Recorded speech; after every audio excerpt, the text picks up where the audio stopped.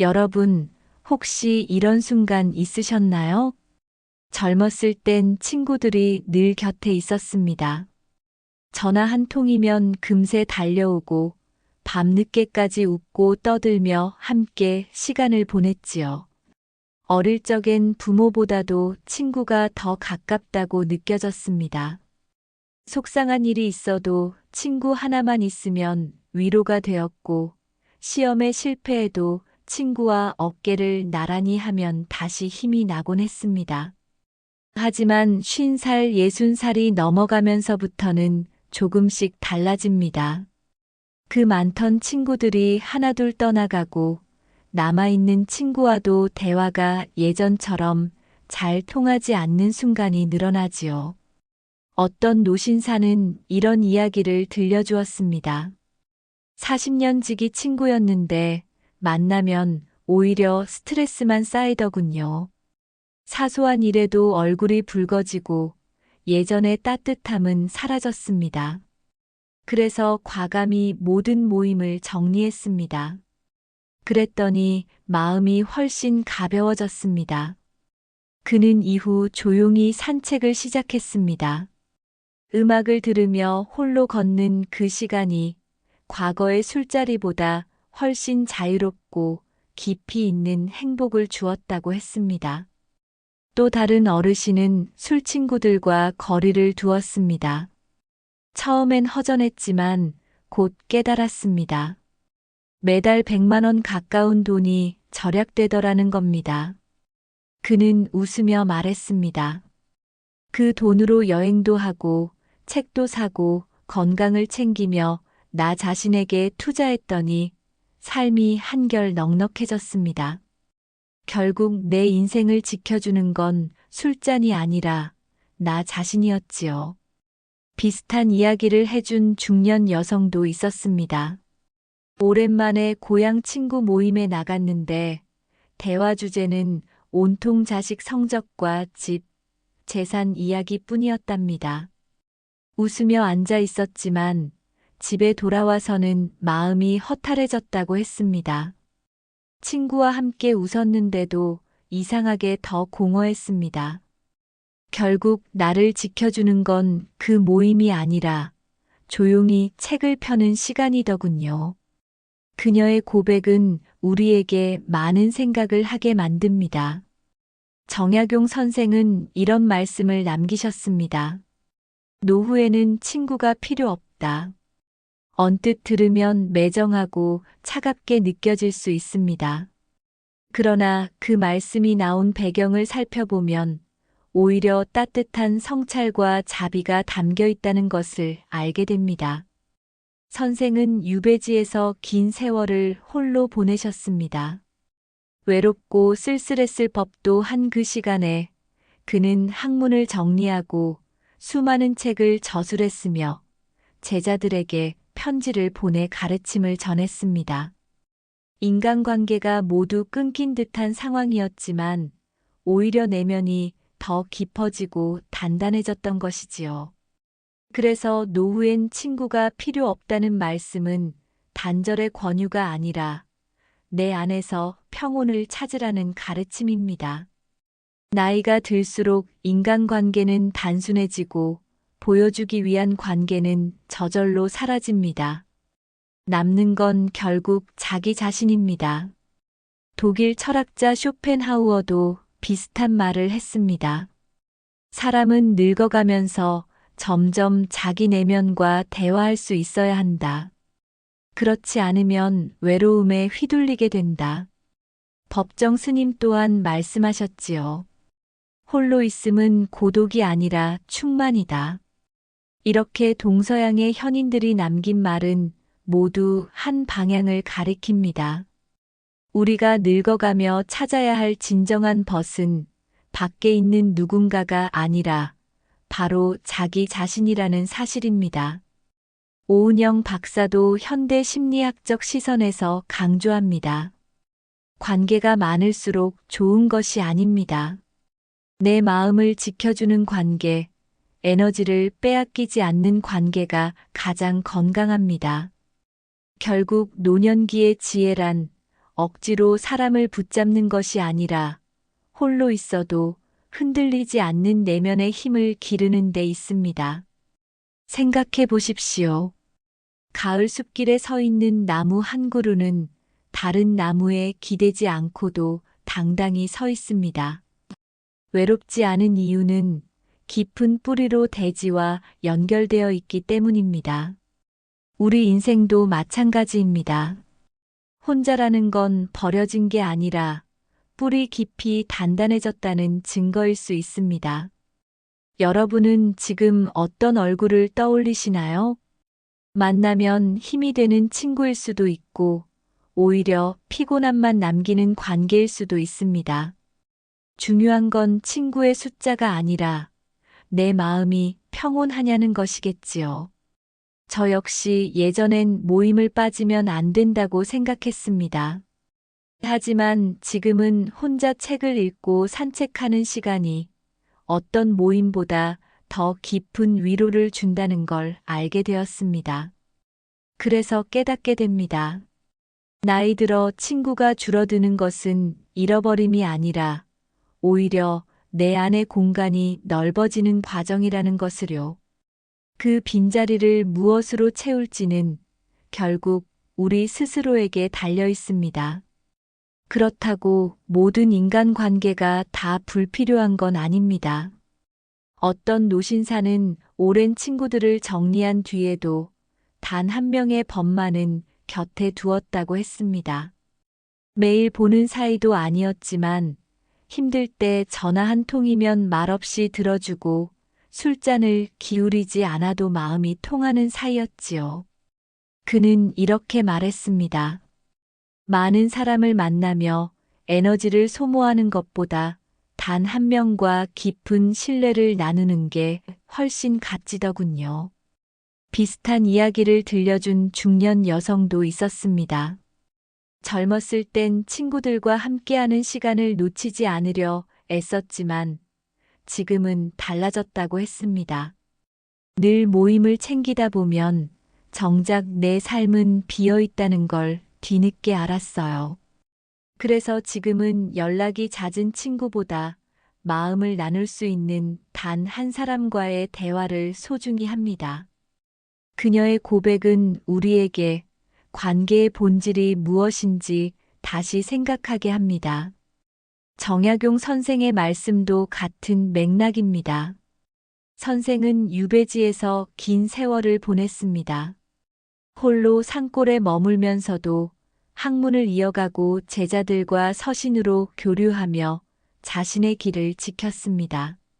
노후에는 친구가 필요 없다는 그의 말씀은 인간관계의 끊김을 슬퍼하지 말고 홀로 설 수 있는 힘을 길러야 한다는 가르침이었습니다.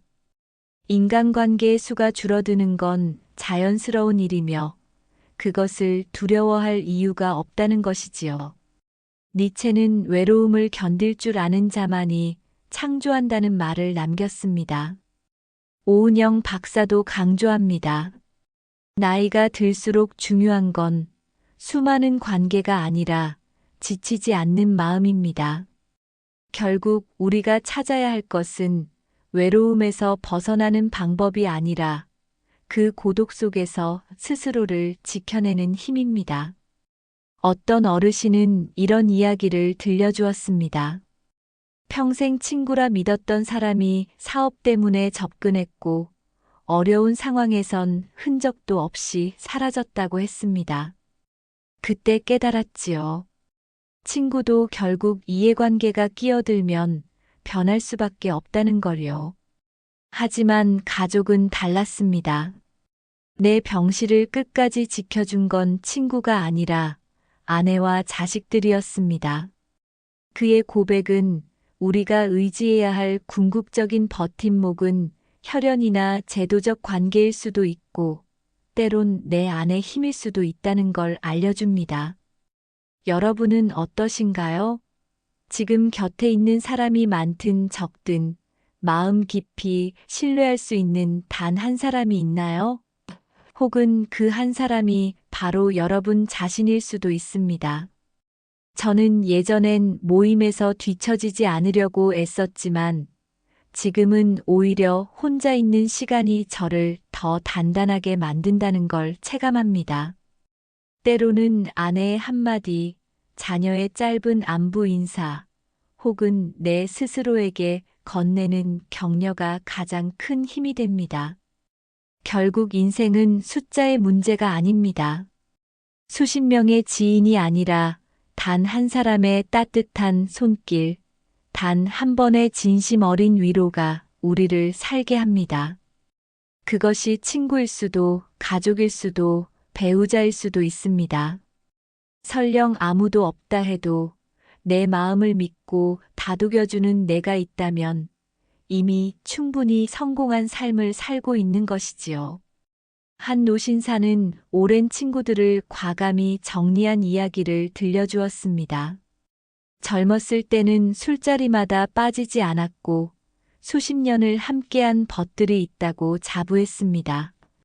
그러나 나이가 들수록 대화는 과거 회상이나 서로의 자랑으로 흘러갔고 때로는 시기와 질투가 숨어 있음을 느꼈습니다.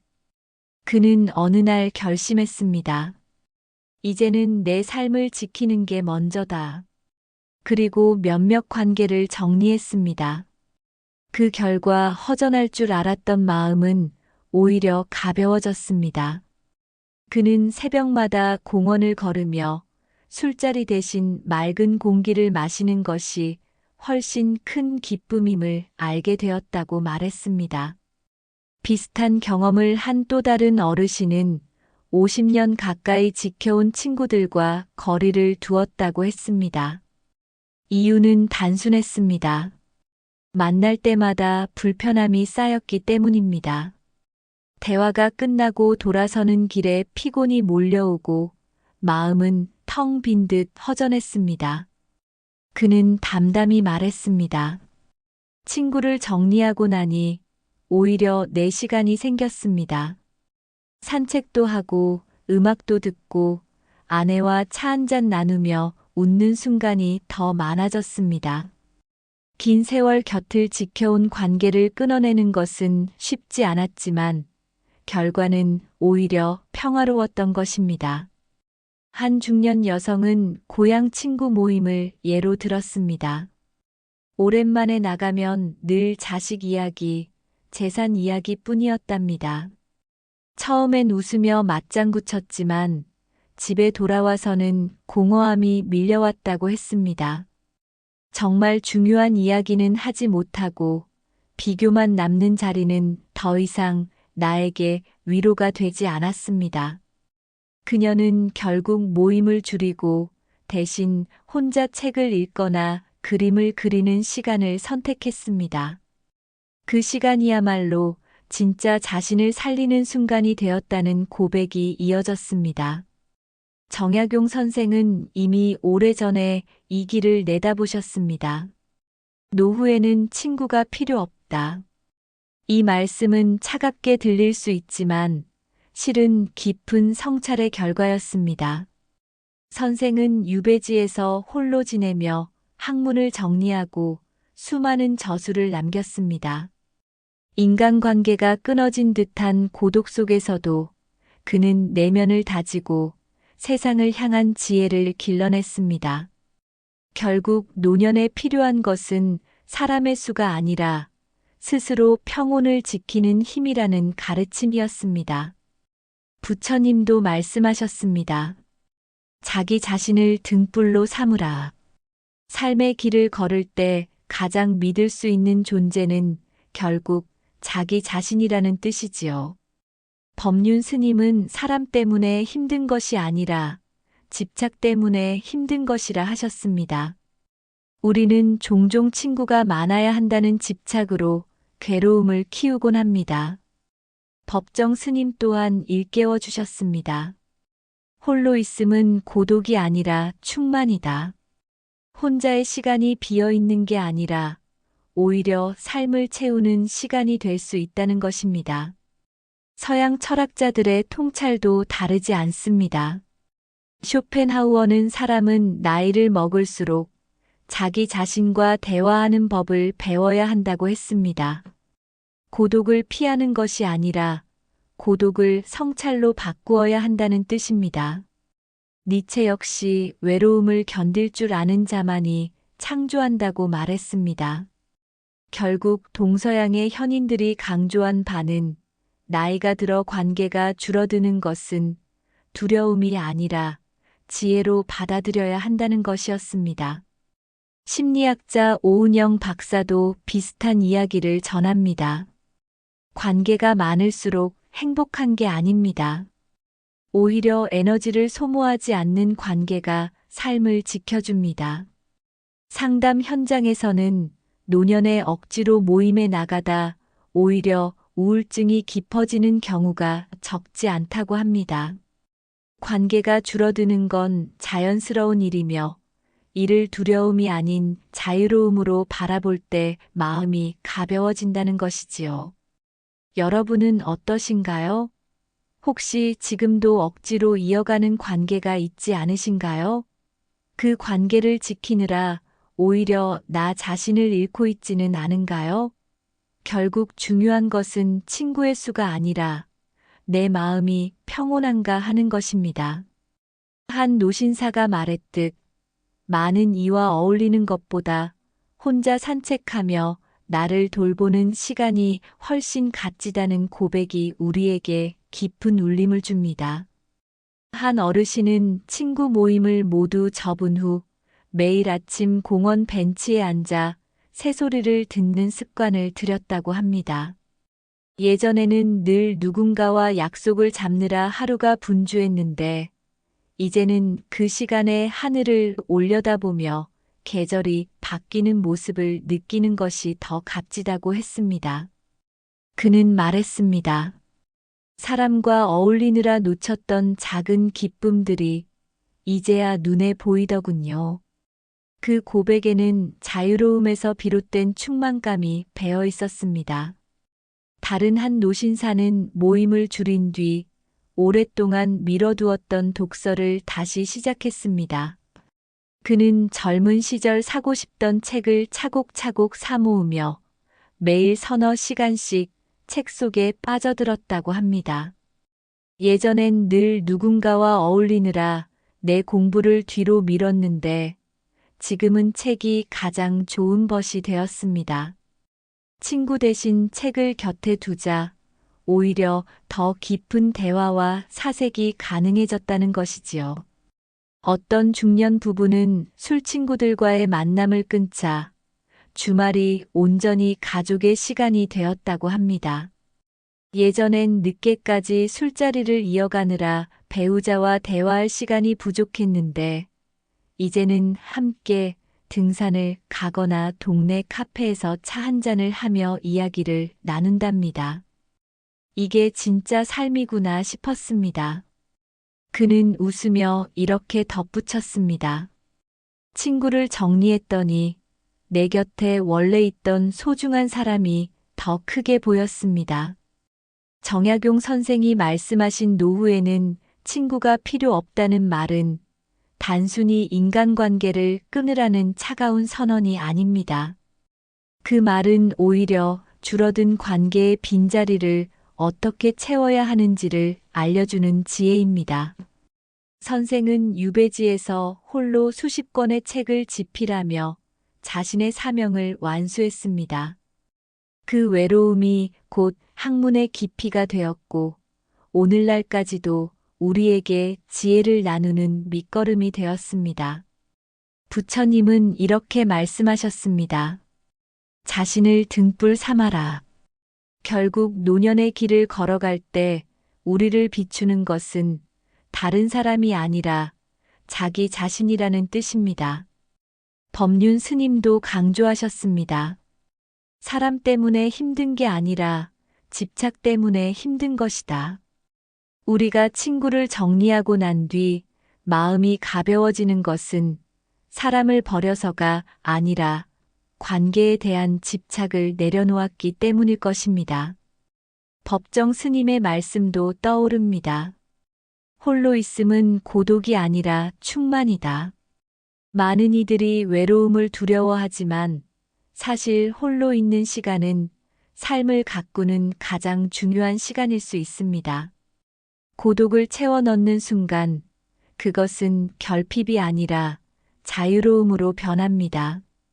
쇼펜하우어는 사람은 나이를 먹을수록 자기 자신과 대화하는 법을 배워야 한다고 했습니다. 혼자의 시간을 두려워하지 않고 오히려 그 시간을 통해 성찰하는 법을 배워야 한다는 뜻입니다. 심리학자 오은영 박사 역시 관계의 피로를 지적합니다. 관계가 많아야 한다는 압박이 오히려 사람을 지치게 합니다. 상담 현장에서는 억지로 모임을 유지하려다 불안과 우울이 깊어지는 사례가 많습니다. 그녀는 말합니다. 자신을 소모하지 않는 관계, 그리고 혼자 있어도 괜찮은 마음이야말로 진짜 건강한 삶의 조건입니다. 여러분은 어떠신가요? 혹시 아직도 억지로 유지하는 모임이나 관계 때문에 피곤하지는 않으신가요? 꼭 필요하지 않은 자리를 정리하고 나면 오히려 내 곁에 남아있는 소중한 이들이 더 크게 보일 수 있습니다. 저 역시 한때는 모임을 빠지면 안 된다고 생각했지만 지금은 배우자와 함께하는 저녁 산책이 어떤 모임보다 소중합니다. 때로는 내 마음을 지켜주는 단 한 사람, 혹은 나 자신과의 대화만으로도 충분히 행복할 수 있다는 것을 체감합니다. 결국 친구를 정리하고 난 뒤 찾아오는 자유는 공허함이 아니라 새로운 충만함이었습니다. 그 충만함 속에서 우리는 잊고 있던 삶의 작은 즐거움과 이미 곁에 있었던 소중한 사람을 다시 발견하게 됩니다. 많은 이들이 나이가 들어 돌아보면 가장 먼저 떠올리는 건 후회라고 합니다. 그때 조금 더 따뜻하게 대할 걸, 괜히 자존심 세우지 말 걸, 이런 마음의 무게는 누구에게나 남습니다. 그러나 그 후회는 단순한 아픔으로 끝나는 게 아니라 때로는 우리를 단단하게 만드는 배움이 되기도 합니다. 한 노신사는 젊은 시절 친구에게 돈을 빌려주고 관계가 틀어진 일을 떠올렸습니다. 그때는 크게 화도 나고 세상에 믿을 사람이 없다는 생각까지 들었지요. 하지만 세월이 흐른 지금은 이렇게 말합니다. 그 경험 덕분에 사람을 보는 눈이 달라졌습니다. 내 삶을 가볍게 하는 관계, 무겁게 하는 관계를 구별할 수 있게 됐습니다. 그는 후회 속에서 신중함과 지혜를 배운 것입니다. 또 다른 어르신은 자녀에게 무심하게 대했던 과거를 후회했습니다.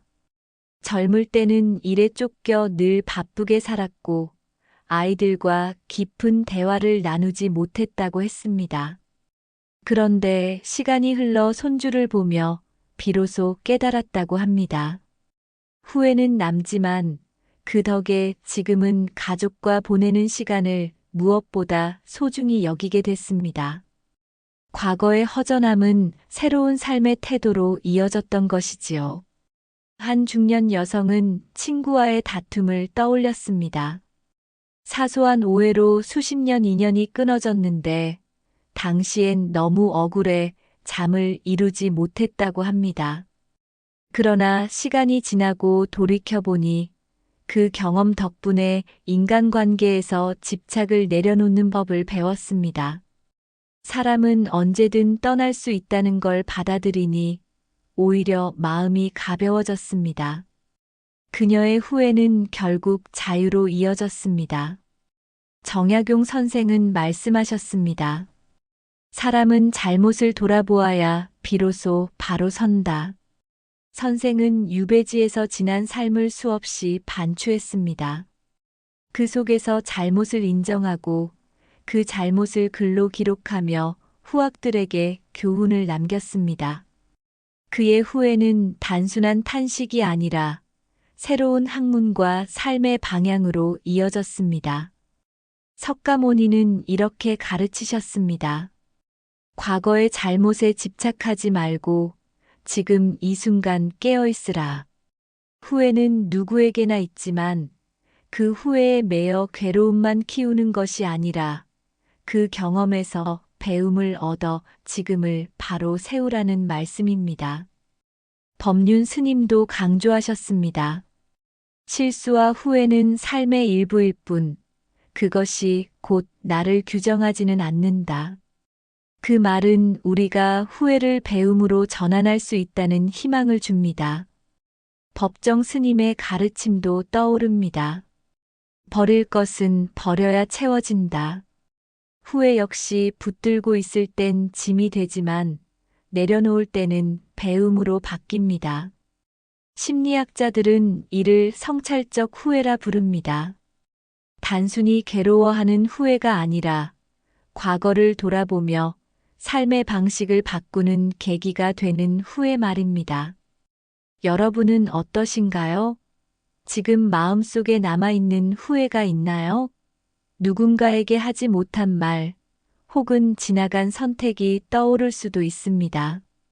그러나 그 후회가 지금의 삶을 더 따뜻하게 만들 수 있다면 이미 그것은 단순한 아픔이 아니라 배움의 씨앗일 것입니다.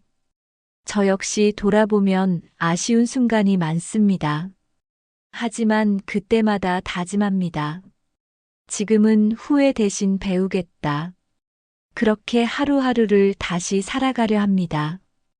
후회는 결코 헛된 것이 아닙니다. 후회는 우리가 더 나은 내일을 준비하는 거울입니다. 그 거울을 마주할 용기가 있을 때 우리는 비로소 나의 삶을 지혜로 채워갈 수 있습니다.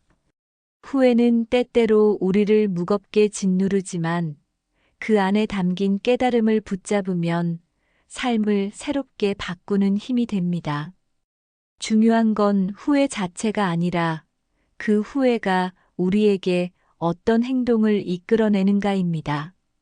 한 노신사는 젊은 시절 건강을 돌보지 못한 것을 크게 후회했습니다. 친구들과 밤새 술을 마시며 몸을 혹사했고 그 결과 60대에 큰 병을 얻었습니다. 병상에서 그는 깊이 깨달았습니다. 아무리 많은 친구가 있어도 아픈 몸은 대신해 줄 수 없더군요. 이후 그는 생활을 바꿨습니다. 매일 규칙적으로 운동을 하고 술자리를 과감히 줄였습니다. 지금은 동네 산책로를 걷는 시간이 그의 하루를 채워주는 소중한 습관이 되었습니다.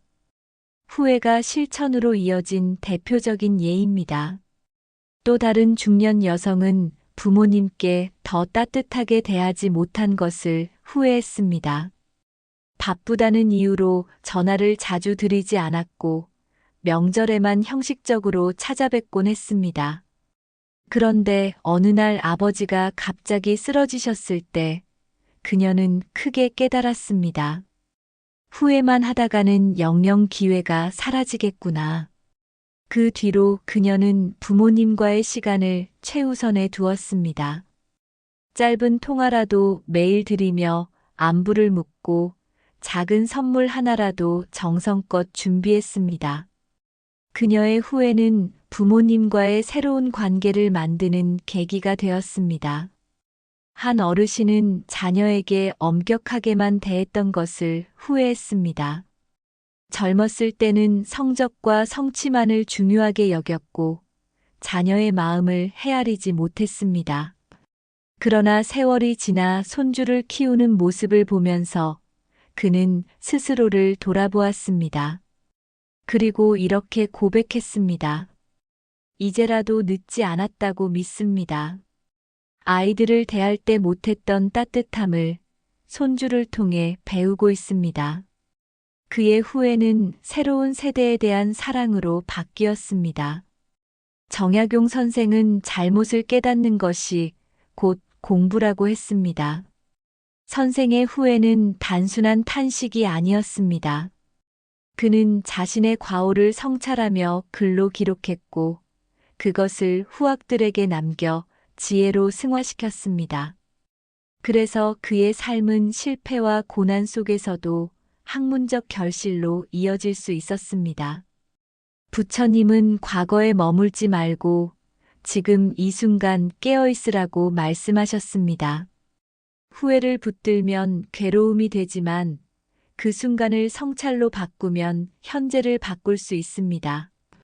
법륜 스님도 강조하셨습니다. 후회는 잘못이 아니라 기회입니다. 그것을 붙잡지 못할 때만 문제가 됩니다.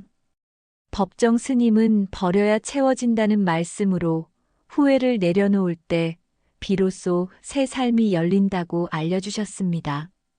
심리학자 이호선 교수는 노년 상담에서 자주 듣는 말로 지금이라도 늦지 않았다를 꼽습니다. 그는 말합니다. 후회는 삶의 종착역이 아니라 새로운 길로 들어서는 문입니다. 실제로 상담을 통해 가족과의 관계를 회복하거나 건강 관리를 시작하는 어르신들을 많이 보았다고 합니다. 여러분은 지금 어떤 후회를 떠올리시나요? 혹시 아직 실천으로 옮기지 못한 깨달음이 있지 않으신가요? 후회는 괴로움이 아니라 신호입니다. 지금이라도 바꾸라는 삶의 경고이자 격려입니다. 저 역시 젊은 시절 소홀히 했던 부분을 돌아보며 지금은 매일 짧게라도 감사 인사를 전하려고 합니다. 그 작은 실천이 하루를 바꾸고 마음을 바꿉니다. 결국 후회와 배움은 따로 떨어진 것이 아닙니다. 후회는 배움으로 이어지고 배움은 새로운 삶의 습관과 태도를 만듭니다. 그 연결이 있을 때 우리는 나이 듦을 지혜로 채워갈 수 있습니다. 우리가 가장 오래 함께하는 관계는 결국 가족입니다. 하지만 아이러니하게도 가장 가까운 존재와의 사이에서 가장 큰 후회와 배움이 생기곤 합니다. 한 노신사는 젊은 시절 집안보다 친구 모임을 우선시했습니다. 주말이면 술자리에 빠지지 않았고 집에 돌아오면 아이들은 이미 잠들어 있었습니다. 세월이 흐른 뒤 그는 깊이 후회했습니다. 가족과의 시간을 잃은 대신 남은 건 허탈한 기억뿐이었어요. 그 후 그는 남은 노년을 가족과 함께하는 데 쏟았습니다. 손주와 공원에 가고 아내와 매일 차를 마시며 대화를 나누는 것이 삶의 기쁨이 되었다고 했습니다. 또 다른 어르신은 부부 관계에서의 후회를 털어놓았습니다. 늘 무뚝뚝하고 일만 하던 자신 때문에 아내가 외로웠다는 걸 뒤늦게 알게 된 것입니다. 그는 말했습니다. 돈을 버는 게 사랑이라고 착각했지요. 그러나 나이 들어보니 따뜻한 말 한마디가 가장 값진 사랑이었습니다. 그는 뒤늦게라도 아내의 손을 잡고 산책하며 남은 시간을 새롭게 살고 있다고 고백했습니다. 한 중년 여성은 자녀와의 갈등을 돌아보았습니다. 청소년기에 아이와 다투고 문을 걸어 잠근 일이 아직도 마음에 남았다고 했습니다. 하지만 시간이 지나 아이가 성인이 되고 나니 그 갈등조차 서로를 이해하는 계기가 되었다는 걸 알게 되었습니다. 후회가 있었지만 덕분에 지금은 아이와 더 진솔한 대화를 나눌 수 있게 되었어요. 그녀의 고백은 관계 속에서의 후회가 어떻게 새로운 배움으로 이어질 수 있는지를 보여줍니다. 정약용 선생은 가정과 효를 매우 중시했습니다.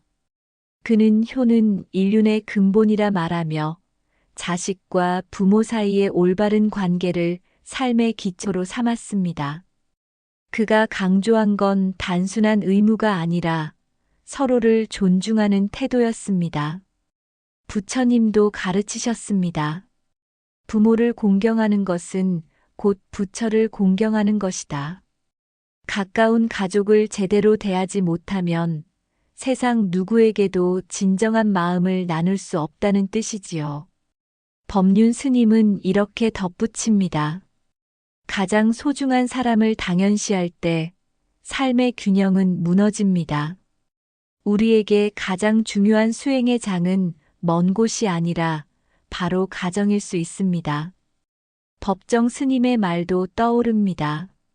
사랑은 거창한 것이 아니라 함께 밥을 먹고 눈을 마주치는 순간에 있다. 가족 관계에서의 배움은 거대한 철학이 아니라 작은 생활 속에 숨어 있다는 가르침입니다. 심리학자 이호선 교수는 노년기의 가족 관계에 대해 이렇게 말합니다. 관계의 질이 삶의 만족도를 결정합니다. 가족 간의 지지와 신뢰는 노년기의 정신 건강에 가장 큰 영향을 미칩니다. 수많은 연구에서도 가족과의 긍정적인 관계가 건강과 행복을 지켜주는 핵심 요인임이 반복해서 드러납니다. 여러분은 지금 가족과 어떤 관계를 맺고 계신가요? 혹시 아직 풀지 못한 오해가 있나요? 혹은 너무 익숙해져 소홀히 대하는 순간이 있지 않으신가요? 나이 들어 돌아보면 결국 가장 큰 후회는 가족에게 남습니다. 하지만 동시에 가장 큰 배움도 가족을 통해 주어집니다. 저 역시 늦게야 깨달았습니다. 바쁜 일상에 쫓겨 가족에게 미처 건네지 못한 말들이 많았다는 것을요. 그래서 지금은 작은 대화 하나라도 소중히 하려 합니다. 관계 속에서의 후회는 아픔으로만 남지 않습니다. 그 후회가 우리를 더 따뜻하게 만들고 지금의 시간을 더욱 귀하게 여길 수 있게 합니다. 결국 삶은 가족 안에서 사랑과 배움으로 다시 채워지는 것입니다. 가족은 가장 가까운 존재이지만 그렇기에 갈등도 잦습니다. 멀리 있는 친구와는 다투지 않으면서 정작 매일 얼굴을 마주하는 가족과는 사소한 일로 마음을 다치게 되지요. 그러나 그 갈등 속에서도 우리는 중요한 배움을 얻습니다. 한 노신사는 젊은 시절 아들과 크게 다투었던 일을 떠올렸습니다. 세대 차이와 가치관의 충돌이었는데 그는 화가 나 아들에게 모진 말을 쏟아냈습니다. 시간이 지나 아들이 집을 떠난 뒤에야 깊이 후회했습니다. 아버지가 해야 할 말은 훈계가 아니라 이해와 기다림이었지요. 그는 뒤늦게 아들에게 사과했고 그 순간 비로소 관계가 회복되었습니다. 갈등은 아픔이었지만 화해를 통해 더 깊은 신뢰가 자리 잡게 된 것입니다. 또 다른 어르신은 부부 관계에서의 상처를 이야기했습니다. 늘 바쁘다는 핑계로 아내의 말에 귀 기울이지 않았고 결국 아내가 병을 얻고 나서야 그 무심함을 깨달았습니다. 그는 조용히 아내 곁을 지키며 이렇게 고백했습니다. 이제야 알았습니다. 사랑은 말로 하는 게 아니라 함께하는 시간으로 증명하는 것이므려. 그 후 그는 매일 아내와 식탁에 앉아 눈을 마주치며 하루를 시작하는 습관을 들였습니다. 갈등이 남긴 흔적이 새로운 삶의 방식으로 바뀐 것입니다. 한 중년 여성은 어머니와의 갈등을 말했습니다. 늘 간섭이 심하다고만 느껴 반항했는데 정작 어머니가 병상에 눕고 나서야 그 모든 간섭이 사랑이었음을 깨달았습니다. 그녀는 눈물을 흘리며 말했습니다. 후회가 남지만 지금이라도 알았으니 다행입니다.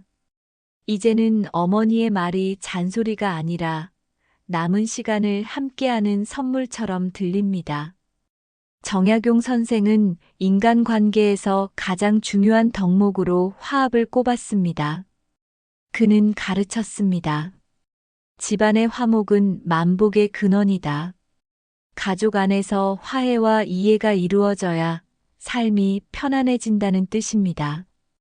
부처님은 이렇게 말씀하셨습니다. 원한은 원한으로 풀리지 않는다. 오직 자비로서만 풀린다.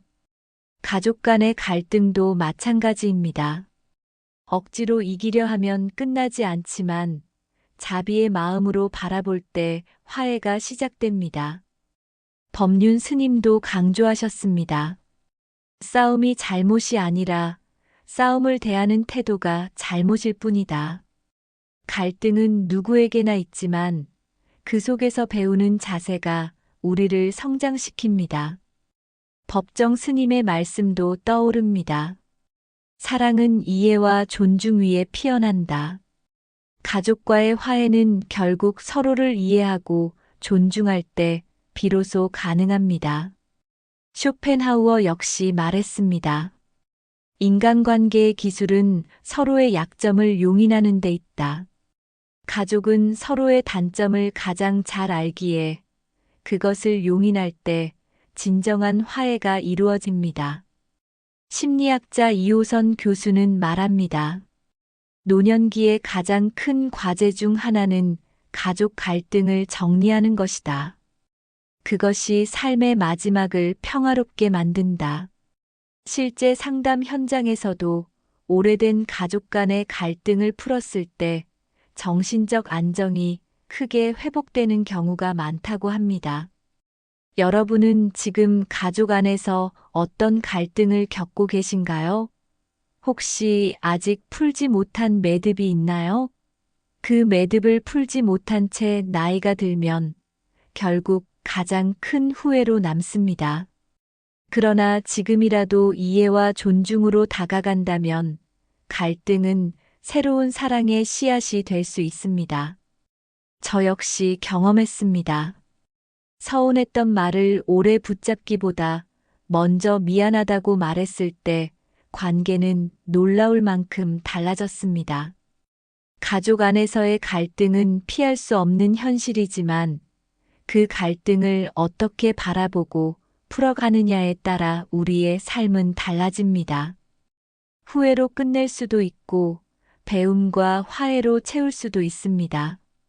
결국 가족은 우리에게 가장 큰 상처를 주는 동시에 가장 큰 위로가 되는 존재입니다. 가족과의 갈등을 지나 화해를 경험한 뒤에도 결국 우리 모두가 마주하게 되는 건 고독입니다. 배우자와 자녀가 있어도 친구가 곁에 있어도 마음 깊숙한 곳은 언제나 홀로일 수밖에 없습니다. 어떤 이는 이 고독을 두려워하지만 어떤 이는 그 안에서 새로운 지혜를 발견합니다. 한 노신사는 아내를 떠나보낸 뒤 처음으로 진정한 고독을 느꼈다고 했습니다. 하루 종일 아무 말도 하지 않아도 시간이 흘렀고 집안은 쓸쓸했습니다. 하지만 그는 점차 혼자의 시간을 받아들이며 새로운 습관을 만들었습니다. 새벽에 차를 끓여 창가에 앉아 책을 읽고 해가 지면 일기를 쓰는 것이었습니다. 그는 말했습니다. 처음엔 외로움이었지만 지금은 충만함입니다. 혼자라는 게 이렇게 자유로운 줄 몰랐습니다. 다른 어르신은 친구와 가족 모두 각자의 삶에 바빠지자 자연스레 혼자가 되었습니다. 처음엔 공허했지만 산을 오르며 혼자만의 시간을 즐기기 시작했습니다. 사람들과 함께 있을 땐 느낄 수 없던 자연의 소리가 들렸습니다. 바람, 새소리, 계곡물 흐르는 소리, 그것들이 나를 위로했습니다. 그의 고독은 오히려 치유가 되었습니다. 한 중년 여성은 남편이 출장으로 집을 자주 비우며 혼자 시간을 보내야 했습니다. 처음엔 불안했지만 곧 혼자 식사를 준비하고 음악을 틀고 그림을 그리며 오롯이 자기 시간을 누렸습니다. 그녀는 이렇게 말했습니다. 처음엔 정막이 두려웠는데 이제는 그 고요 속에서 진짜 나를 만납니다. 정약용 선생은 유배 생활 동안 극심한 고독을 견뎌야 했습니다. 그러나 그는 그 시간을 낭비하지 않았습니다. 학문을 깊게 정리하고 수많은 저술을 남겼습니다. 그의 고독은 쓸쓸함이 아니라 지혜를 낳는 시간이었습니다. 부처님은 말씀하셨습니다. 외로운 길을 가라. 자신을 등불 삼아라. 결국 삶의 마지막 순간까지 우리를 지켜주는 건 다른 누군가가 아니라 자기 자신이라는 가르침입니다. 법륜 스님도 말합니다. 혼자 있어도 괜찮아야 진짜 자유로운 것이다. 우리가 고독을 두려워하지 않을 때 오히려 관계 속에서도 자유로울 수 있다는 뜻입니다. 법정 스님은 홀로 있음은 고독이 아니라 충만이다라는 말을 남겼습니다. 혼자 있는 시간이 결핍이 아니라 오히려 마음을 채우는 시간이 된다는 지혜입니다. 쇼펜하우어는 사람은 나이가 들수록 자기 자신과 대화하는 법을 배워야 한다고 했습니다. 고독은 피할 수 없는 현실이지만 그것을 성찰의 시간으로 바꿀 수 있는지가 삶의 질을 결정합니다. 니체는 한 발 더 나아가 외로움을 견딜 줄 아는 자만이 창조한다고 했습니다. 그의 말처럼 고독 속에서 우리는 새로운 아이디어와 새로운 삶의 방향을 발견할 수 있습니다.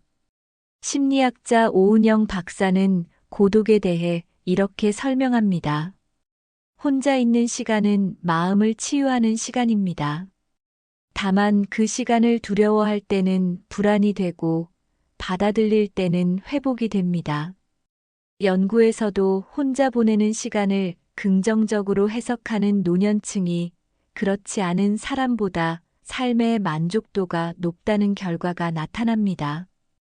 여러분은 고독을 어떻게 느끼고 계신가요? 혹시 외로움에만 집중하고 있지는 않으신가요? 고독은 우리를 고립시키는 것이 아니라 우리 자신을 만나는 문이 될 수 있습니다. 저 역시 처음엔 혼자의 시간이 두려웠습니다. 하지만 그 고요 속에서 비로소 제 마음의 목소리를 들을 수 있었습니다. 그것은 어떤 모임에서도 얻을 수 없는 경험이었습니다. 고독은 결핍이 아니라 기회입니다. 혼자의 시간을 두려워하지 않고 그 안에서 성찰을 발견할 때 우리는 비로소 나의 듦을 지혜로 채울 수 있습니다. 고독은 우리를 두렵게도 하지만 받아들이면 의외의 선물이 됩니다. 그것은 자유이자 치유입니다. 사람들의 시선과 기대에서 벗어나 비로소 자신을 온전히 마주하는 시간이기 때문입니다. 한 노신사는 은퇴 후 매일 집에 머무르며 적적함을 느꼈습니다. 그러나 곧 혼자 하는 여행을 시작했습니다. 그는 혼자 기차를 타고 혼자 식당에 들어가 밥을 먹었습니다. 처음엔 쓸쓸했지만 점차 자유를 느꼈습니다. 누구의 눈치를 보지 않고 내가 하고 싶은 대로 하루를 꾸릴 수 있다는 게 이렇게 해방감이 큰 줄 몰랐습니다. 그의 고독은 두려움에서 시작했지만 자유로 변했습니다. 또 다른 어르신은 아내를 떠나보낸 뒤 한동안 깊은 상실감에 빠졌습니다. 그러나 고독 속에서 글을 쓰기 시작했습니다. 매일 일기를 쓰고 짧은 시를 적으며 마음을 풀어냈습니다. 글을 쓰다 보니 내가 살아있다는 실감이 났습니다. 고독이 나를 치유해 주었어요. 그는 상실을 통해 얻은 고독을 삶을 이어가는 힘으로 바꾸었습니다. 한 중년 여성은 친구 모임에서 느낀 피로 때문에 혼자 있는 시간을 늘렸습니다. 처음엔 외롭다고 생각했지만 곧 혼자 산책을 하며 꽃을 보고 음악을 듣고 요리를 하며 자신을 돌보는 기쁨을 알게 되었습니다. 그녀는 말했습니다. 고독은 나를 아프게 하는 게 아니라 오히려 나를 돌보게 해주더군요. 정약용 선생은 유배지에서 홀로 있으면서도 학문을 정리하고 수많은 저술을 남겼습니다. 그의 고독은 쇠사슬이 아니라 지혜를 빚어내는 토양이었습니다. 그래서 그의 삶은 외로운 시간이 아니라 치유와 창조의 시간이 되었습니다. 부처님은 말씀하셨습니다. 외로운 길을 가라. 자신을 등불 삼아라. 이 말씀은 고독 속에서 자기 자신을 만나야 한다는 가르침입니다. 법륜 스님은 혼자 있어도 괜찮은 사람이 되라고 강조합니다. 고독을 두려워하지 않을 때 관계 속에서도 자유로울 수 있기 때문입니다. 법정 스님은 고독은 고통이 아니라 은총이다라고 말했습니다. 고독은 우리에게 비워내는 법을 가르쳐주고 마음을 치유하는 힘이 됩니다. 쇼펜하우어는 혼자 있는 시간을 두려워하는 사람은 결코 자유로울 수 없다고 했습니다. 고독은 인간의 결핍이 아니라 자유의 전제 조건이라는 뜻입니다. 심리학자 오은영 박사도 이렇게 설명합니다. 고독은 선택할 수 있을 때 힘이 됩니다. 내가 주체적으로 선택한 고독은 마음을 회복시키는 가장 강력한 약입니다. 실제로 혼자만의 시간을 긍정적으로 해석한 노년층이 그렇지 않은 사람보다 스트레스 지수가 낮다는 연구도 있습니다. 여러분은 고독을 어떻게 맞이하고 계신가요? 혹시 여전히 두려움으로만 느끼고 있지는 않으신가요? 고독은 피해야 할 감옥이 아니라 우리를 자유롭게 하고 치유하는 쉼터가 될 수 있습니다. 저 역시 혼자 있는 시간이 처음엔 낯설고 불안했지만 이제는 오히려 그 시간이 제 삶의 중심이 되었습니다. 혼자 있을 때 비로소 자유롭게 호흡할 수 있고 나를 돌보는 진짜 여유를 얻습니다. 고독 속에서 우리는 자유를 배우고 치유를 얻습니다. 그것은 나이들이 주는 선물이며 삶의 후반부를 더욱 풍요롭게 만드는 힘입니다. 우리가 평생 걸어온 길의 절반 이상은 일이었습니다. 아침마다 출근 준비를 하고 수십 년 동안 회사를 지키며 가정을 이끌었습니다. 하지만 언젠가 찾아오는 순간 바로 퇴직입니다. 많은 이들이 이 순간을 해방이라 여기기도 하지만 막상 맞이하면 낯설고 두렵습니다. 이제 나는 어디에 있어야 할까? 라는 질문이 다가옵니다. 한 분은 30년을 공직에 몸담고 퇴직했습니다. 연금이 나오니 걱정은 없으리라 생각했지만 첫 아침 눈을 떴을 때 깊은 허무감이 몰려왔다고 했습니다. 갈 곳이 없다는 게 이렇게 큰 공허인지 몰랐습니다. 그러나 그는 곧 일상의 작은 루틴을 만들며 삶을 다시 세웠습니다. 새벽 운동, 독서, 지역 봉사. 그렇게 그는 다시 하루의 의미를 발견했습니다. 또 다른 어르신은 회사 임원으로 정년을 맞았지만 그 후 무엇을 해야 할지 몰라 방황했습니다. 처음에는 하루 종일 TV 앞에 앉아 시간을 보냈습니다. 그러나 점점 스스로가 무너져 간다는 걸 느꼈습니다. 결국 그는 평생 배우고 싶었던 악기를 시작했습니다. 그는 말했습니다. 퇴직은 끝이 아니라 내가 진짜 하고 싶은 걸 시작할 기회였습니다. 한 여성은 교사 생활을 마친 뒤 처음으로 자신을 위한 시간을 가질 수 있었다고 했습니다.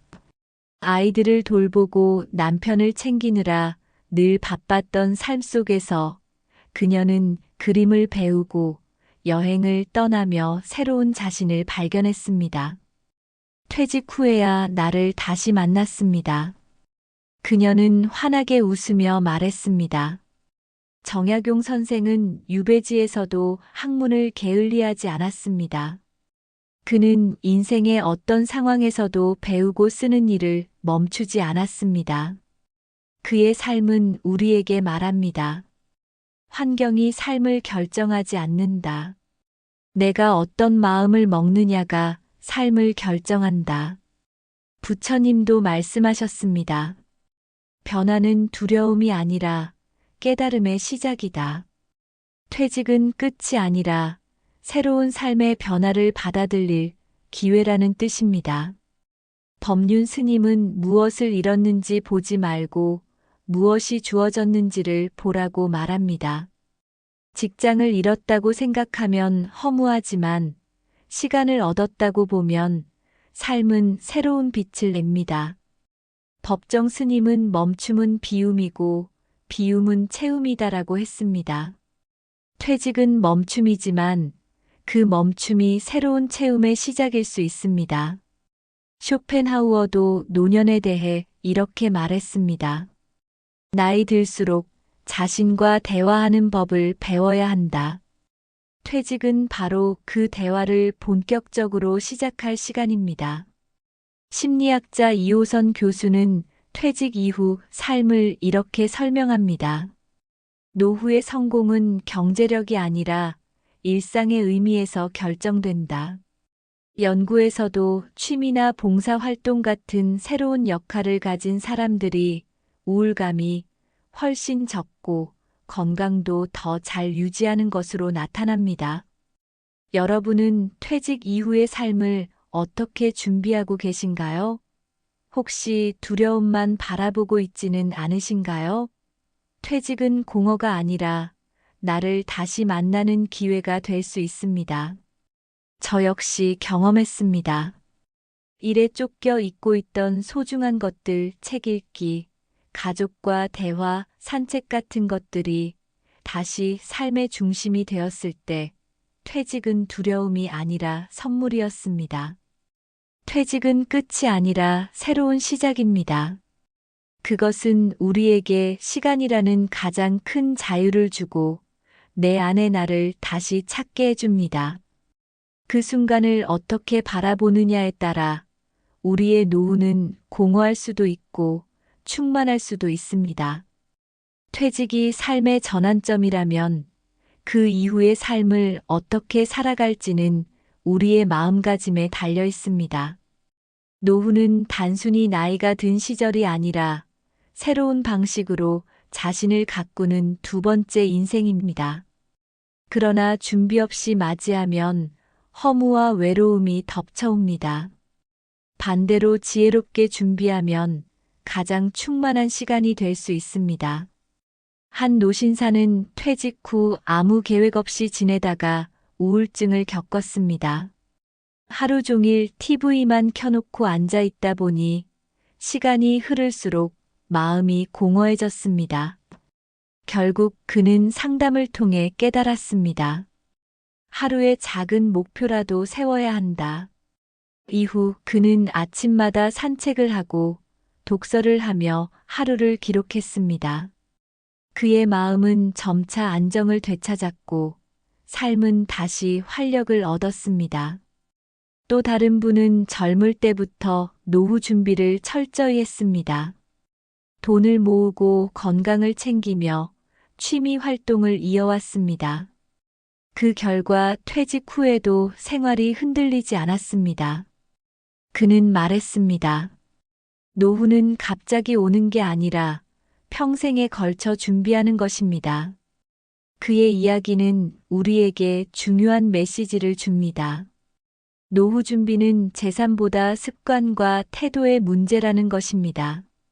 한 여성은 배우자를 먼저 떠나보내고 나서 큰 상실감을 겪었습니다. 그러나 시간이 지나면서 오히려 자신을 돌보는 법을 배우게 되었습니다. 그림을 그리며 친구 대신 자신과 대화하는 시간을 소중히 여기게 된 것이지요. 그녀는 말했습니다. 노후의 마음가짐은 결국 자기 자신을 사랑하는 법을 배우는 것입니다. 정약용 선생은 나이가 들어서도 학문과 글쓰기를 멈추지 않았습니다. 그는 배움은 평생의 양식이다라며 나이와 상관없이 새로운 지혜를 추구했습니다. 그의 태도는 우리에게 노후의 본질을 알려줍니다. 삶의 의미는 바깥이 아니라 내 안의 성실함에서 나온다는 것을요. 부처님은 말씀하셨습니다. 마음이 바뀌면 세상이 바뀐다. 노후에 필요한 준비는 재산이나 지위가 아니라 결국 마음가짐입니다. 법륜 스님은 이렇게 말합니다. 나이 들었다고 불행한 것이 아닙니다. 생각을 바꾸지 못했기 때문에 불행한 것입니다. 준비된 마음은 어떤 상황에서도 평온을 줍니다. 법정 스님은 단순하게 살면 두려움이 줄어든다고 했습니다. 노후 준비의 핵심은 단순함입니다.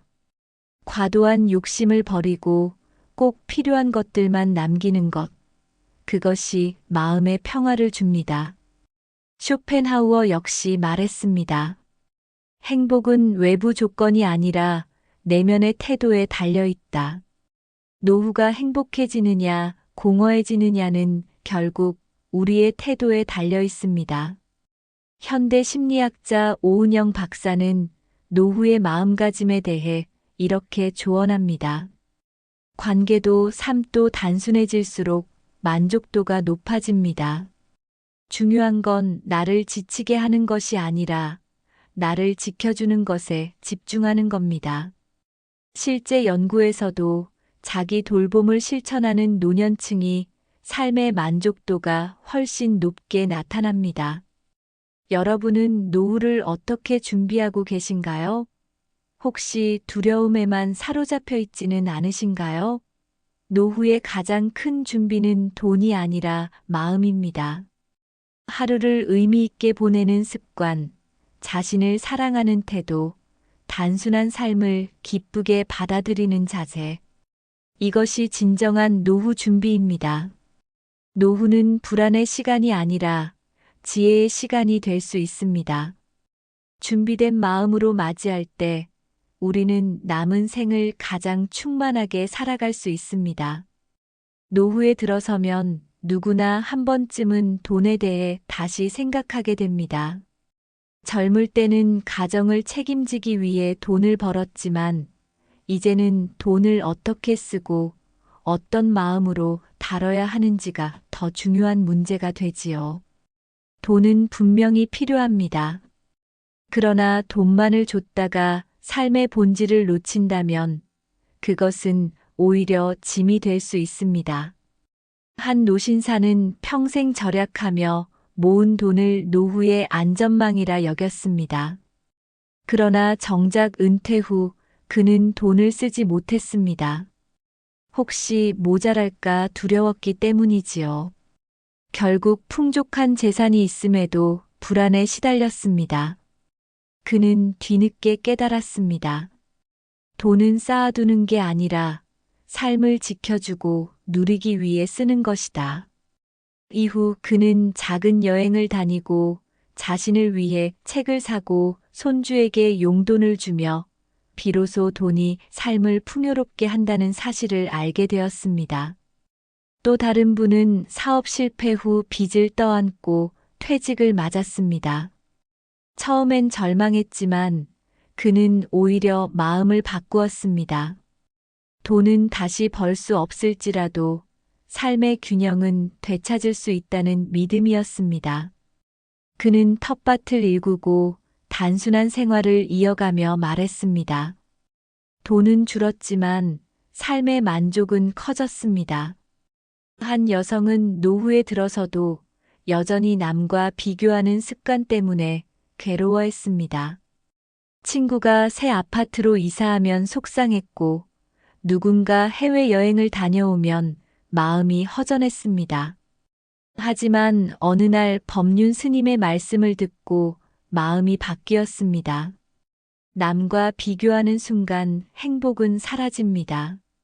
그 이후로 그녀는 자신이 가진 것을 감사히 여기며 살았고 표정은 놀랍도록 밝아졌습니다. 정약용 선생은 재물은 삶을 돕는 도구일 뿐이라 했습니다. 그가 남긴 말처럼 돈은 삶의 목적이 아니라 수단입니다. 부처님도 가르치셨습니다. 탐욕은 끝없는 갈증과 같다. 채우려 할수록 더 목마르다. 돈을 쌓는 데만 마음을 쓰면 결국 만족은 멀어집니다. 법정 스님은 무소유가 곧 풍요라 했습니다. 많이 가진다고 행복한 것이 아니라 욕심을 줄일수록 마음이 편안해진다는 말입니다. 쇼펜하우어 역시 행복은 외부의 풍요가 아니라 내면의 평온에 있다고 했습니다. 돈은 잠깐의 안정을 주지만 진짜 행복은 마음에서 비롯된다는 뜻입니다. 현대 심리학자 이호선 교수는 노후의 경제와 행복의 관계를 이렇게 설명합니다. 돈은 일정 수준까지만 행복에 기여한다. 그 이상은 삶의 질과 무관하다. 연구에서도 기본적인 생활이 보장된 이후에는 돈보다 인간관계, 건강, 의미 있는 활동이 만족도를 결정하는 핵심 요인임이 드러납니다. 여러분은 지금 돈과 어떤 관계를 맺고 계신가요? 혹시 돈 때문에 마음이 늘 불안하거나 남과 비교하며 스스로를 괴롭히고 있지는 않으신가요? 돈은 필요하지만 그것에 얽매이면 자유를 잃습니다. 저 역시 경험했습니다. 돈을 모으느라 건강을 소홀히 했을 때 그 돈은 아무 의미가 없었습니다. 반대로 소박하게 살아도 건강과 마음의 평화가 있으면 그게 진짜 부자라는 걸 알게 되었습니다. 돈은 인생의 전부가 아닙니다. 그러나 삶을 지켜주는 든든한 도구이자 균형의 한 축입니다. 그 균형을 바로잡을 때 노후는 불안이 아니라 평안으로 채워집니다. 돈은 분명히 삶에 필요합니다. 하지만 시간이 흐르고 노년을 맞이하면 우리가 진정으로 의지하게 되는 것은 돈이 아니라 다른 가치들임을 알게 됩니다. 건강, 가족, 신뢰, 그리고 내 마음의 평온. 돈은 잠시 우리를 지켜줄 뿐 끝까지 함께 가는 것은 아니기 때문입니다. 한 노신사는 오랜 세월 사업으로 큰 재산을 모았습니다. 그러나 건강을 돌보지 못해 병을 얻자 돈은 아무 소용이 없었습니다. 그는 침대에 누워 이렇게 고백했습니다.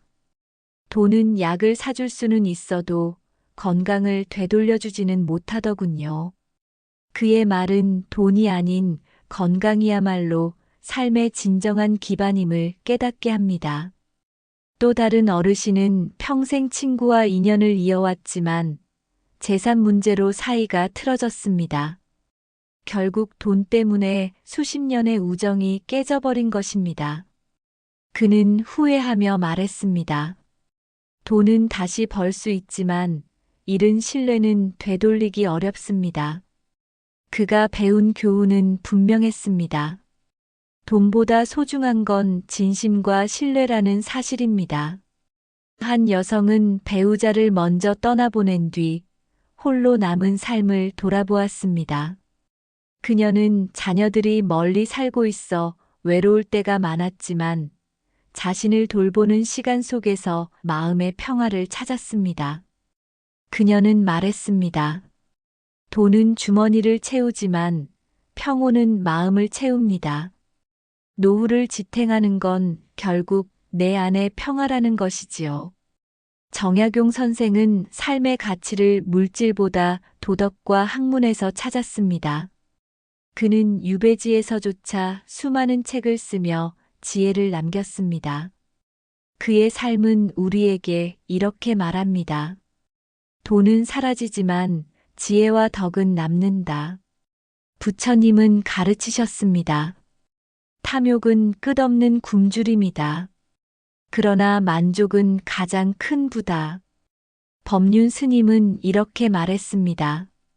돈을 좇으면 늘 부족하지만 가치를 좇으면 늘 충만하다. 법정 스님도 우리에게 일깨워 줍니다.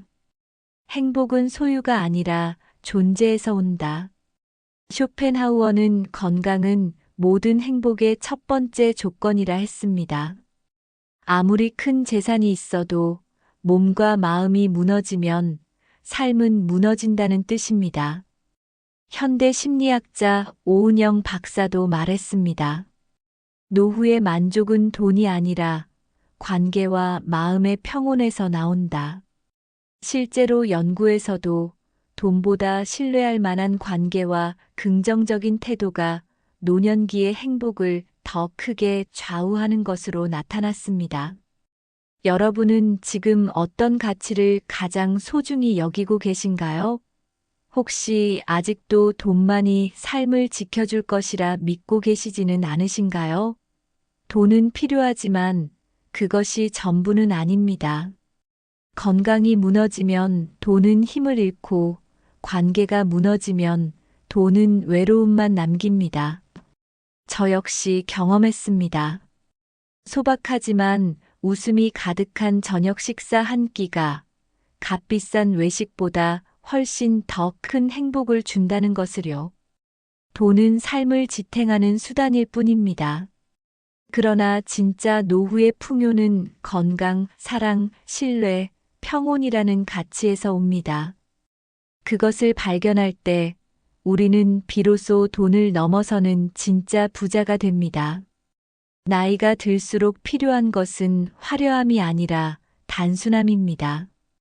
젊을 때는 많은 것을 이루고 싶고 남들과 비교하며 욕심을 채우려 했지만 노년에는 오히려 욕심을 덜어낼수록 마음이 편안해집니다. 단순한 삶은 가난이 아니라 지혜입니다. 한 노신사는 젊어서는 큰 집을 갖는 것이 꿈이었습니다. 그러나 자식들이 모두 독립하고 나니 넓은 집은 오히려 짐이 되었습니다. 청소와 관리가 힘들었지요. 결국 그는 작은 집으로 옮겼습니다. 집은 줄었지만 마음은 넓어졌습니다. 라고 그는 웃으며 말했습니다. 단순한 선택이 오히려 삶을 풍요롭게 만든 것입니다. 또 다른 어르신은 오랜 세월 모임과 인간관계에 매여 지냈습니다. 그러나 나이 들면서 불필요한 모임을 하나씩 정리했습니다. 남은 건 몇 안 되는 가까운 지인뿐이었지만 그제야 진정한 평화를 느꼈다고 했습니다. 단순한 관계가 진짜 행복을 줍니다. 한 여성은 쇼핑을 즐기며 살아왔습니다. 그러나 나이가 들면서 옷장에 쌓여 있는 수많은 옷들이 오히려 마음을 무겁게 한다는 걸 알게 되었습니다. 그는 불필요한 물건을 정리하며 이렇게 말했습니다. 물건을 버렸더니 오히려 내 마음의 짐이 사라졌습니다.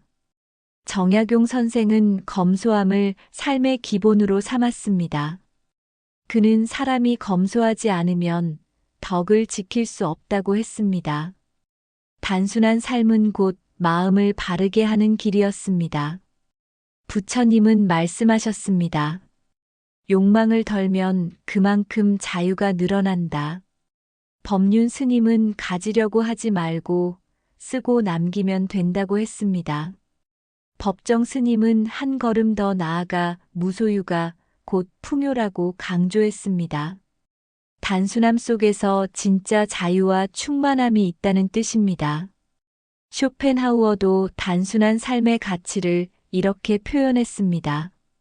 행복은 소유에 많고 적음이 아니라 욕망에 많고 적음에 달려있다. 현대 심리학자들도 같은 맥락을 말합니다. 연구에 따르면 불필요한 물건이나 관계를 줄이는 단순화 실천을 한 사람들은 그렇지 않은 사람들보다 우울감이 적고 삶의 만족도가 높았습니다. 여러분은 지금 삶을 얼마나 단순하게 살고 계신가요? 혹시 여전히 남과 비교하며 더 많은 것을 가지려 애쓰고 있지는 않으신가요? 단순한 삶은 가난이 아니라 오히려 더 자유롭고 충만한 삶으로 가는 지름길입니다. 저 역시 경험했습니다. 필요 없는 물건을 정리하고 불필요한 관계를 줄였을 때 제 마음은 훨씬 가벼워졌습니다. 삶을 단순하게 한다는 것은 결국 본질을 붙드는 일입니다. 나에게 진짜 필요한 것이 무엇인지 분별하고 불필요한 것을 내려놓을 때 우리는 더 평화롭고 지혜롭게 살아갈 수 있습니다. 단순함은 노후를 불안이 아니라 충만으로 이끄는 가장 큰 지혜입니다. 단순한 삶은 불편함이 아니라 평온을 줍니다. 우리가 너무 많은 것에 얽매일 때는 늘 불안하고 지칩니다. 그러나 꼭 필요한 것만 남기면 마음이 고요해지고 하루하루가 가벼워집니다. 단순함 속에서 진짜 평온이 피어나는 것입니다. 한 노신사는 평생 명예를 좇아 바쁘게 살았습니다. 그러나 은퇴 후 더 이상 그 명예가 필요 없다는 걸 깨달았을 때 오히려 마음이 한결 편해졌다고 했습니다. 사람들의 평가에서 벗어나니 비로소 나답게 살 수 있었습니다. 그는 단순한 일상 속에서 평온을 얻었습니다. 또 다른 어르신은 물질을 줄이는 결단을 내렸습니다. 오래된 가구와 물건을 정리하자 집안이 훨씬 넓어졌습니다. 그때 그는 놀라운 사실을 깨달았습니다. 물건을 버렸더니 집이 넓어진 게 아니라 내 마음이 넓어진 겁니다. 단순함이 곧 평온이라는 걸 보여주는 사례였습니다. 한 여성은 인간관계에서 단순함을 선택했습니다. 불필요한 모임을 줄이고 진심으로 편안한 지인과만 시간을 보내기로 한 것입니다. 그러자 피로가 줄고 마음의 고요가 찾아왔습니다. 그녀는 말했습니다. 사람을 줄였더니 외로움이 아니라 평온이 찾아왔습니다. 정약용 선생은 검소하고 단출한 삶을 통해 학문에 몰두했습니다. 그는 사람은 검소해야 뜻을 세울 수 있다고 했습니다. 그의 삶은 단순함 속에서 오는 집중과 평온을 잘 보여줍니다. 부처님은 말씀하셨습니다. 욕망을 줄이면 고통도 줄어든다. 법륜 스님도 강조합니다. 갖추려는 마음을 버릴 때 마음은 저절로 편안해진다. 법정 스님은 더욱 간결하게 말했습니다. 비움이 곧 평화다. 단순한 삶은 곧 평화로운 마음으로 이어진다는 지혜입니다. 쇼펜하우어는 행복의 비밀을 이렇게 설명했습니다. 행복은 우리가 원하는 것을 줄이는 데 있다. 현대 심리학자들도 같은 의견을 냅니다. 연구에 따르면 삶을 단순하게 만든 사람들은 불안과 스트레스가 줄고 일상에서 더 큰 만족을 느낀다고 합니다. 단순함은 곧 심리적 안정의 열쇠였습니다. 여러분은 지금 삶을 단순하게 만들고 계신가요? 혹시 여전히 불필요한 소유나 관계 때문에 마음이 무겁지는 않으신가요?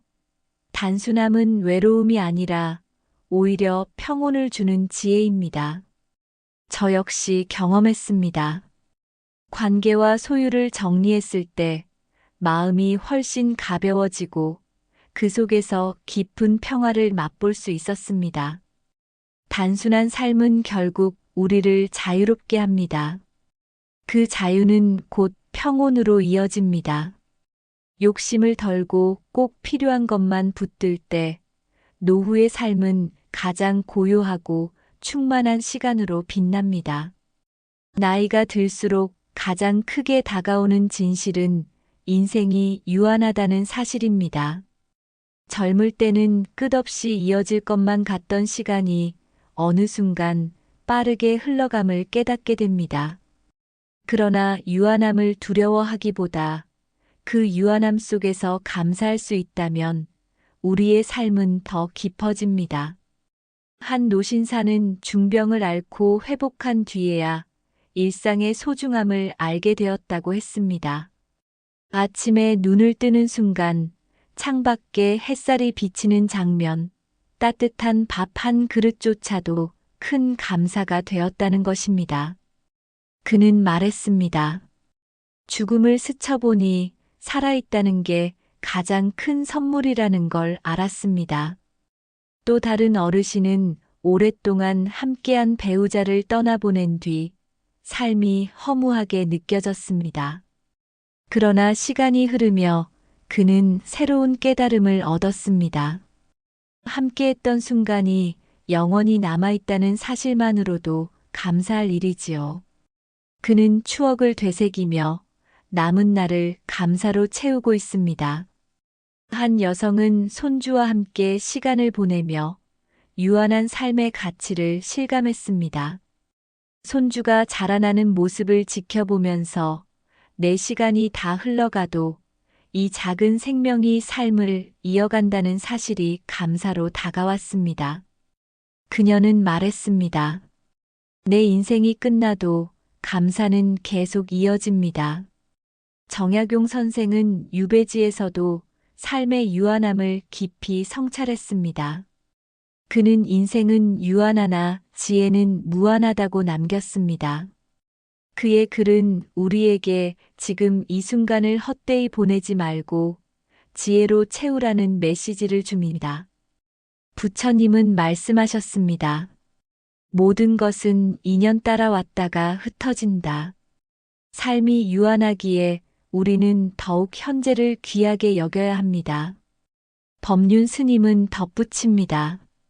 죽음을 두려워하지 않고 오늘을 감사히 여기는 사람은 이미 자유로운 사람입니다. 법정 스님은 날마다 죽음을 연습하듯 살아야 진짜 오늘에 충실할 수 있다고 했습니다. 죽음을 의식할 때 비로소 삶이 더 빛나는 것이지요. 쇼펜하우어 역시 말했습니다. 삶의 짧음을 아는 이는 하루를 허비하지 않는다. 유한함을 깨닫는 순간 시간은 더 귀해집니다. 현대 심리학자 이호선 교수는 노년의 감사에 대해 이렇게 설명합니다. 죽음을 의식할수록 감사의 감정이 커진다. 그것이 삶의 만족도를 높인다. 실제 연구에서도 매일 감사 일기를 쓰는 노년층은 그렇지 않은 사람보다 삶의 만족도가 훨씬 높게 나타났습니다. 여러분은 지금 어떤 것에 감사하고 계신가요? 혹시 아직도 잃은 것만 바라보며 후회하고 있지는 않으신가요? 인생은 유한하지만 그 유한함이 바로 감사의 이유입니다. 저 역시 경험했습니다. 일상의 사소한 순간들, 햇살, 웃음, 따뜻한 밥상이야말로 가장 소중한 선물이었습니다. 삶은 길지 않습니다. 그러나 감사할 줄 아는 사람은 짧은 삶 속에서도 무한한 풍요를 누릴 수 있습니다. 인생의 유한함은 두려움이 아니라 감사의 이유입니다. 감사는 생각으로만 머물면 쉽게 사라집니다. 그러나 작은 행동으로 옮길 때 우리의 삶은 달라집니다. 남은 생을 어떻게 채울 것인가? 그 답은 거창한 성공이 아니라 매일의 감사 실천 속에 있습니다. 한 노신사는 매일 아침 일어나자마자 감사 일기를 씁니다. 살아있다는 사실, 아침 햇살, 따뜻한 밥 한 끼. 그는 감사를 쓰다 보니 불평이 사라지고 마음이 가벼워졌다고 말했습니다. 작은 기록이 하루를 바꾸는 힘이 된 것입니다. 또 다른 어르신은 주변 사람들에게 감사의 말을 자주 전하기 시작했습니다. 고맙다라는 한마디가 관계를 새롭게 했습니다. 그는 말했습니다. 평생 함께 살아온 아내에게 고마워라고 말하는 게 이렇게 큰 울림일 줄 몰랐습니다. 감사를 표현하는 실천이 삶을 따뜻하게 만들었습니다. 한 여성은 손주와 함께 산책할 때마다 작은 꽃과 나무에 감사 인사를 합니다. 이 꽃이 오늘을 더 예쁘게 해주네. 그녀의 말에 손주도 따라하며 감사하는 법을 배우고 있습니다. 이렇게 감사는 대물림되며 삶을 더욱 빛나게 합니다.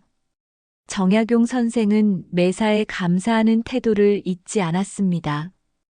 유배라는 고통 속에서도 학문에 몰두할 수 있는 기회를 하늘이 준 은혜로 여겼습니다. 그는 우리에게 알려줍니다. 상황이 아니라 마음이 감사를 만든다. 부처님은 가르치셨습니다. 감사하는 마음은 모든 공덕의 씨앗이다. 법륜 스님은 말합니다. 감사를 실천하면 불만은 사라지고 행복이 자랍니다. 법정 스님도 덧붙였습니다. 고마워하는 마음 하나면 이미 부자다. 쇼펜하우어는 행복은 우리가 가진 것을 사랑하는 데 있다고 했습니다. 더 많은 것을 바라기보다 이미 가진 것을 감사히 여길 때 진짜 행복이 온다는 뜻입니다. 현대 심리학자 오은영 박사도 말합니다. 감사 습관은 뇌를 긍정적으로 변화시킨다. 그것이 곧 삶 전체를 바꾼다. 실제 연구에서도 매일 감사하는 습관을 가진 노년층은 우울과 불안이 훨씬 낮고 삶의 만족도는 크게 높았습니다. 여러분은 오늘 무엇에 감사할 수 있을까요? 혹시 당연하게 여겨온 것들이 사실은 큰 선물이 아닐까요? 눈을 뜨는 것, 밥을 먹는 것, 누군가와 대화를 나누는 것조차도 감사의 이유가 됩니다. 저 역시 경험했습니다. 힘든 날일수록 작은 감사를 찾으려 애썼을 때 마음이 무너지지 않았습니다. 남은 생을 어떻게 채울 것인가는 결국 감사의 실천에 달려 있습니다.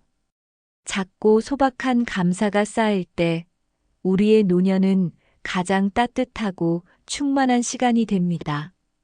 인생의 마지막 길목에 들어서면 우리는 자연스럽게 묻게 됩니다. 나는 어떻게 살아왔는가? 그리고 어떻게 떠날 것인가? 이 질문은 두려움을 주기도 하지만 동시에 삶을 완성하는 기회가 되기도 합니다. 마무리는 단순히 끝이 아니라 살아온 삶을 온전히 껴안는 과정이기 때문입니다. 한 노신사는 평생 성실히 살았지만 가족과 갈등이 많았습니다. 그러나 나이 들어 병상에 누워 있을 때 그는 용기를 내어 자녀들에게 사과했습니다. 미안하다는 한마디가 수십 년의 상처를 풀어주었습니다. 그는 떠나기 전 마음의 짐을 내려놓고 평안히 눈을 감을 수 있었습니다. 그의 마지막은 화해로 완성된 삶이었습니다. 또 다른 어르신은 늘 재산을 쌓는 데만 몰두했습니다. 그러나 임종을 앞두고 깨달았습니다. 돈은 가져갈 수 없구나. 남는 것은 내가 남긴 마음뿐이구나. 그는 남은 재산의 일부를 기부하며 삶을 마무리했습니다. 그 순간 그는 비로소 자유로움을 얻었습니다. 한 여성은 남편을 먼저 떠나보낸 뒤 홀로 남아 긴 노년을 살았습니다. 그녀는 손주들과 함께하며 남은 생을 사랑으로 채웠습니다. 마지막 순간 그녀가 남긴 말은 단순했습니다. 사랑이 전부였다. 그녀의 삶은 그 말 한마디로 완성되었습니다. 정약용 선생은 유배라는 고난 속에서도 끝까지 학문을 이어갔습니다. 그는 죽음 앞에서도 부끄럽지 않게 사는 것이 곧 삶의 완성이라 말했습니다. 그의 삶은 고통 속에서도 지혜를 남긴 모범이었습니다. 부처님은 말씀하셨습니다. 삶은 그림자와 같아 사라지지만 지혜는 남는다. 법륜 스님은 이렇게 덧붙입니다. 죽음을 두려워하면 삶도 두려워집니다. 그러나 죽음을 받아들이면 오늘이 충만해집니다. 법정 스님은 죽음은 두려움이 아니라 자연의 이치라 하셨습니다. 자연스럽게 오고 가는 흐름을 받아들일 때 마음은 평안해집니다. 쇼펜하우어는 삶의 마지막은 두려움이 아니라 해방이라 했습니다. 니체 역시 말했습니다. 죽음을 사랑하는 자만이 삶을 온전히 사랑할 수 있다. 현대 심리학자들은 말합니다. 죽음을 준비하는 사람은 현재에 더 충실하다. 실제 연구에서도 죽음을 의식하며 산 사람일수록 삶의 만족도와 감사의 수준이 높았습니다. 여러분은 지금 삶의 완성을 어떻게 준비하고 계신가요? 혹시 두려움에만 사로잡혀 있지는 않으신가요? 삶의 마무리는 두려움이 아니라 그동안의 모든 순간을 하나로 껴안는 과정입니다. 저 역시 느낍니다. 후회보다 감사, 집착보다 내려놓음을 선택할 때 삶의 끝은 고요하고 아름답게 빛날 수 있다는 것을요. 삶의 완성과 마무리란 결국 사랑과 지혜를 남기는 것입니다. 우리가 떠날 때 남는 것은 돈도 명예도 아닌 우리가 건넨 따뜻한 마음과 지혜입니다. 그것이 있다면 우리의 삶은 이미 완성된 것입니다. 우리가 함께 걸어온 이야기의 끝에 다다르니 결국 하나의 결론이 드러납니다. 노후에 꼭 필요한 것은 수많은 친구도 많은 재산도 아닙니다. 결국 나를 믿어주는 단 한 사람, 혹은 스스로를 지켜낼 수 있는 힘이 있으면 충분하다는 사실입니다. 그것이 가족이든 배우자든 혹은 자기 자신이든 상관없습니다. 중요한 건 우리가 홀로 서 있어도 흔들리지 않는 내면의 평온을 갖는 일입니다. 한 노신사는 임종을 앞두고 손을 잡아준 단 한 사람만으로도 충분히 행복했다고 고백했습니다. 수십 명의 친구보다 끝까지 곁에 남아준 한 사람의 존재가 삶 전체를 빛나게 한 것이지요. 또 다른 어르신은 가족이 멀리 떨어져 있었지만 혼자서도 꿋꿋이 살아가며 말했습니다. 마지막 순간에 필요한 건 수많은 인맥이 아니라 스스로를 위로할 수 있는 마음입니다. 정약용 선생의 지혜도 여기서 다시 떠오릅니다. 노후에는 친구가 필요 없다. 이 말은 차갑게 들릴 수 있지만 사실은 내 안에서 평온을 찾으라는 따뜻한 조언입니다. 부처님 역시 말씀하셨습니다. 자신을 등불 삼아라. 결국 삶의 마지막 여정을 함께하는 건 내 마음의 등불뿐이라는 가르침이지요. 법륜 스님은 혼자 있어도 행복해야 진짜 자유라 했습니다. 법정 스님은 홀로 있음은 고독이 아니라 충만이라 말했습니다. 이 말들이 전하는 메시지는 같습니다. 결국 우리가 가진 가장 큰 자산은 자기 자신을 사랑하고 믿는 힘이라는 것입니다. 여러분은 지금 어떤 마음으로 노년을 살아가고 계신가요? 혹시 여전히 외로움과 두려움에 사로잡혀 있지는 않으신가요? 삶의 마지막은 두려워할 대상이 아니라 우리가 걸어온 길을 아름답게 완성하는 시간입니다. 후회보다 감사, 집착보다 내려놓음, 불안보다 평온을 선택한다면 누구든 존엄하고 따뜻한 엔딩을 맞을 수 있습니다. 저 역시 깨닫습니다. 인생에서 진짜 중요한 건 많이 가지는 것이 아니라 마음을 어떻게 쓰는가라는 것을요. 결국 단 한 사람의 진심 혹은 자기 자신과의 화해만으로도 우리는 성공한 삶을 살았다고 말할 수 있습니다. 오늘 이야기가 여러분의 마음에 작은 위로가 되길 바랍니다. 혹시 지금 떠오르는 얼굴이 있나요? 그렇다면 그분께 따뜻한 한마디 전해보시는 건 어떨까요? 아니면 조용히 자기 자신에게 잘 살아왔다. 앞으로도 괜찮다라고 속삭여 보셔도 좋습니다. 그것만으로도 우리의 하루는 충분히 빛날 수 있습니다. 여기까지 함께 해주셔서 감사합니다. 이 긴 시간을 끝까지 들어주신 여러분께 진심으로 감사드립니다. 앞으로도 삶의 지혜와 위로를 나누는 이야기들을 계속 전해드리겠습니다. 여러분의 구독과 좋아요는 제가 이 길을 이어가는 큰 힘이 됩니다. 댓글로 여러분의 생각과 경험을 나눠주시면 또 다른 이에게도 큰 위로가 될 것입니다. 노후의 길 위에서 우리 모두 각자의 방식으로 평온을 찾고 단 한 사람의 진심만으로도 충분히 충만한 삶을 살기를 바랍니다. 감사합니다.